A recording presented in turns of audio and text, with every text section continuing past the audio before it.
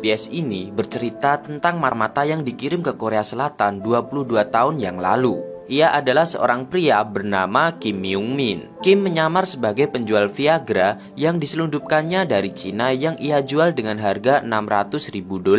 심장마비 걸린 오줌 뭐가 더 속이 많으면 장땡이지 안 그래? 5천에 500통 에이 당신아 6천 콜 돈 봅시다.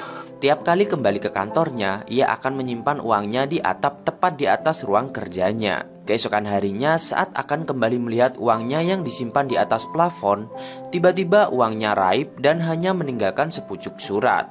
Kemudian, ia pergi ke rumah Haeku, karyawan yang diduga mencuri uangnya itu.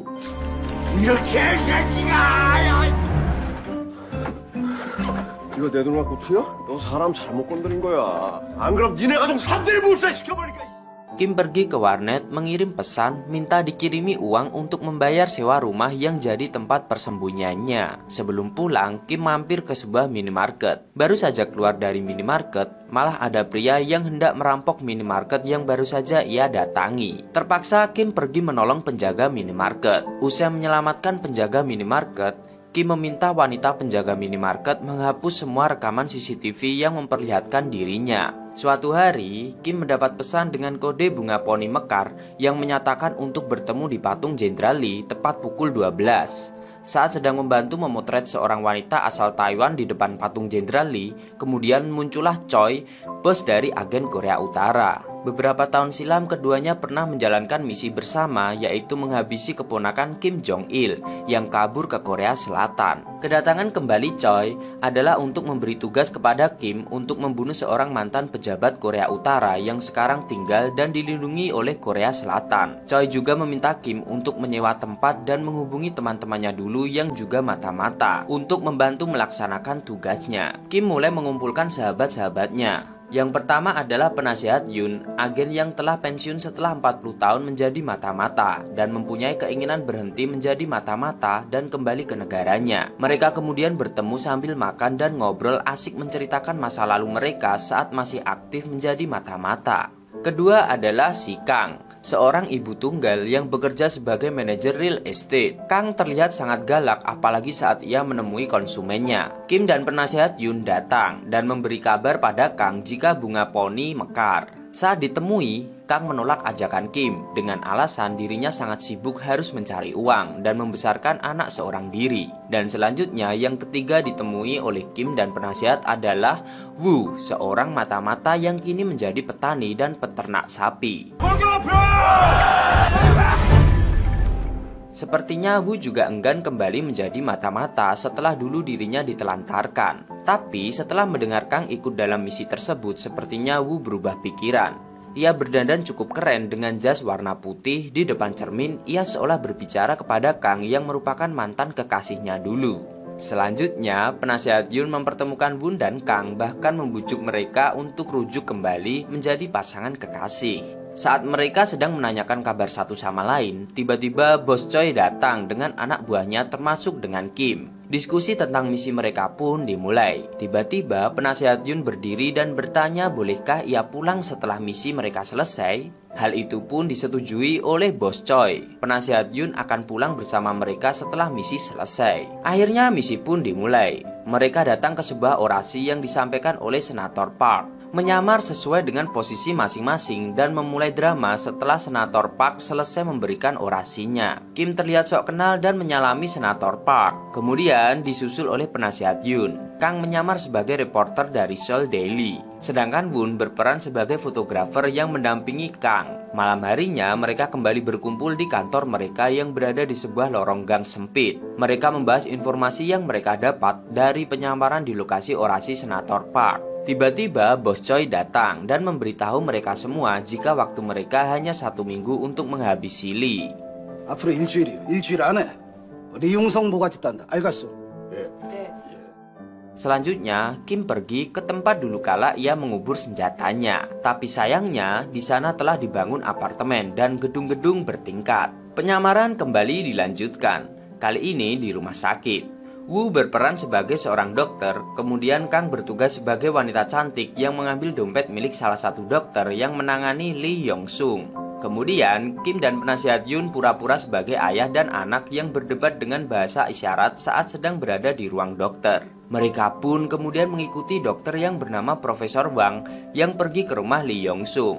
Sepanjang perjalanan Kang dan Woo seperti biasa berdebat. Pada malam harinya, seperti biasa mereka semua berkumpul untuk membahas segala informasi yang telah didapat. Penasihat Yun membandingkan jika dulu ia harus memata-matai dengan mendaki gunung. Tapi saat ini sudah begitu mudah dengan teknologi yang ada. Keesokan harinya, saat akan mencoba masuk ke rumah Lee Yong Sung, Woo berperan sebagai tukang listrik yang memotong kabel-kabel CCTV. Sedangkan Kim bertugas sebagai tukang internet yang masuk ke rumah Lee Yong Sung untuk mengetahui bagaimana keadaan di dalam rumah target. Di sana, Kim hampir saja berpapasan dengan Profesor Wang yang baru saja keluar dari sebuah kamar yang diduga kamar Lee Yong Sung. 주방에도 인터넷이 깔려 있습니까? 아니요, 지금까지 본 게 다예요. Seperti biasa, malam harinya mereka mendiskusikan informasi yang didapat untuk menjalankan misi selanjutnya. Kim memimpin diskusi.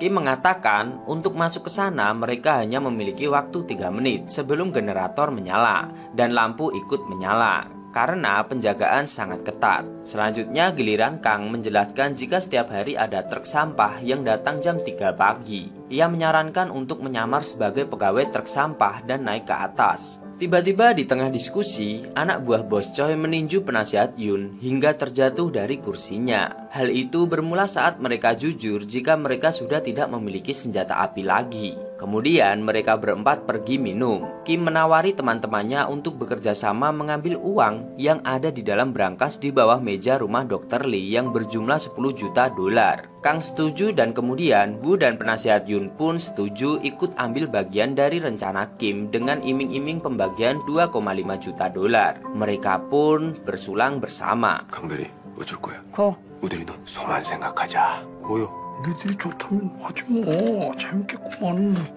Keesokan harinya, Kim pergi mengantar Bos Choi dan 3 temannya mengatur rencana selanjutnya untuk mendapatkan uang 10 juta dolar. Mereka dengan teliti dan detail rancang rencana yang akan mereka jalankan. Bahkan mereka melakukan simulasi untuk membuka brankas dalam hitungan detik. Sedangkan Kim yang membawa Bos Choi sudah sampai di tempat pembelian senjata ilegal. Tiba-tiba saat negosiasi dengan orang Rusia, Bos Choi tiba-tiba menembaki mereka satu-satu dalam waktu yang sangat singkat. Kim sepertinya sangat kesal karena lagi-lagi dengan mudah Bos Choi menghabisi orang begitu saja. Keesokan harinya, Kang menemui anaknya di sekolah. Ternyata anaknya yang bernama Jung sang buta. Keesokan malamnya, misi menyusup ke tempat persembunyian Lee Yong Sung dimulai pukul 3 pagi. Woo bertugas memotong kabel di tiang listrik. Kang menebar paku agar ban truk sampah bocor dan truk sampah palsu buatan mereka yang datang ke rumah Lee Yong Sung menggantikan. Saat petugas keamanan rumah Lee Yong Sung sedang mengamati hal yang mencurigakan dari CCTV, tiba-tiba listrik mati. Daerah tempat tinggal Lee Yong Sung pun menjadi gelap. Kim dan penasihat Yun tetap di dalam truk, membiarkan Bos Choi dan anak buahnya menjalankan misi menghabisi Lee Yong Sung. Begitu juga Kang dan Woo, setelah menjalankan tugas mereka berdiam di mobil. Selang beberapa menit, Kim dan teman-temannya beraksi dengan misi yang berbeda, yaitu mengambil uang 10 juta dolar milik Lee Yong Sung. Ternyata setelah berhasil membuka brankas, isinya bukan uang 10 juta dolar, malah hanya foto-foto. Tiba-tiba terdengar suara tembakan dan alarm pun berbunyi. Polisi pun datang. Mereka lari menyelamatkan diri. Tapi penasihat Yun yang sudah tua tertinggal di belakang dan tertembak oleh polisi. Kim pun begitu marah kepada Bos Choi, tapi sayang ia tidak bisa melawannya. Saat sampai di markas mereka, Bos Choi malah menyalahkan Kim yang tidak becus dan mengakibatkan penasihat Yun terbunuh. Bos Choi kemudian meminta Kim pergi ke rumah penasihat Yun dan membakar semua bukti yang tersisa dari penasihat Yun. Kim, Kang, dan Woo pun pergi mencari rumah penasihat Yun. Sampai di sana, Kim membakar beberapa barang bukti. Ia jadi teringat semua tentang penasihat Kim. Kemudian mereka bertiga pergi minum dan Kim yang mabuk menelpon istrinya menanyakan apakah istrinya sanggup jika hidup tanpanya dan membesarkan anak-anak mereka. Sedangkan Woo menanyakan kenapa Kang dulu meninggalkannya. Kim yang sudah begitu mabuk pun membuat onar di tempat makan. Dan hampir saja ia mengatakan semuanya jika ia mata-mata. Kang Dan-woo pun membawa Kim keluar dan mengingatkannya untuk lebih hati-hati dan serius jika ingin membunuh Lee Yong-sung. Berita tentang percobaan pembunuhan Lee Yong-sung pun muncul di TV. Kini Kim dicari dan dibuntuti oleh polisi. Apalagi saat akan bertemu dengan Bos Choi, Kim yang mengetahui dirinya dibuntuti berusaha mengecoh dan melarikan diri. Tiba-tiba ia bertemu dengan pria yang merupakan ayah dari teman baseball anaknya. Pria itu adalah polisi dan mengenali Kim sebagai Lim Jung-soo. Kemudian mereka berdua mengobrol di dekat lapangan baseball sambil melihat anak-anak mereka yang sedang latihan baseball. Dari obrolan mereka diketahui ternyata ayah Dong-soo yang bernama Han Jung-wook sudah mengawasi Kim sejak 3 tahun lalu. Dan Nona Ko yang bekerja untuk Kim adalah agen rahasianya juga. Kim kemudian menanyakan maksud dan tujuan ayah Dong-soo kepada dirinya. Saat kembali ke rumah, Kim sangat mengkhawatirkan keluarga yang ia sayangi, istri dan 2 anaknya. Kim akhirnya memutuskan untuk bekerja sama dengan Han Jung-wook. Anak buah Bos Choi memberitahu jika Kim bertemu dengan Han Jung-wook di lapangan baseball. Kemudian Kim mengajak Woo dan Kang bertemu di tempat yang tidak biasa sesuai perintah Bos Choi. Kang merasa ada yang tidak biasa dari Kim. Han Jung-wook pun mengikuti Kim dan teman-temannya yang akan bertemu Bos Choi. Kim dan teman-temannya akhirnya bertemu dengan Bos Choi. Bos Choi begitu marah ketika Kim pura-pura tidak tahu tentang Han Jung-wook. Bos Choi kemudian memberikan 2 pilihan, menghabisi Lee Yong-sung atau anaknya yang akan mati. Mendengar itu, Kim pun marah. Sedangkan Kang Dan-woo bingung apa yang terjadi. 한정욱한테 말하라. 우리가 뒤간다고. 네 아들 새끼 살리려면 좀 서둘러야 될 텐데. 경기 끝나기 전에 리용성을 죽이지 못하면 네 아들 새끼도 죽는 거야. 쌍건나 새끼. Kemudian Kim bertemu dengan Han Jung-wook sesuai dengan perintah Bos Choi untuk mengetahui tempat persembunyian Lee Yong-sung. Semua percakapan mereka pun disadap. Kemudian bersama Bos Choi, Kim dan teman-temannya mengikuti Lee Yong-sung. Tiba-tiba mobil yang ditumpangi oleh Lee Yong-sung ditabrak dari arah samping. Kemudian Bos Choi turun dan membawa senjata dan memberondong ke arah pengawal Lee Yong-sung. Seketika kepanikan pun terjadi karena adanya baku tembak. Saat Kim akan turun dari mobil, tiba-tiba Kang menodongkan senjata. Kang pun tertembak saat sedang menyelamatkan seorang anak kecil.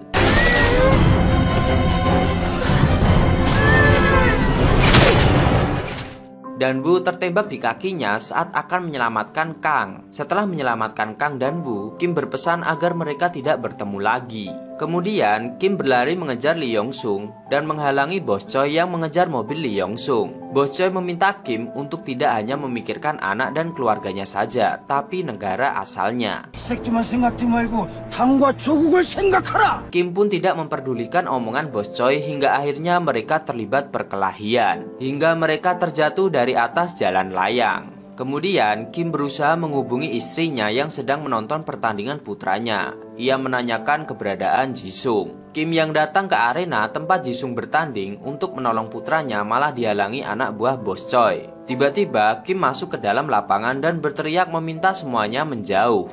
Tapi tiba-tiba saja ledakan terjadi.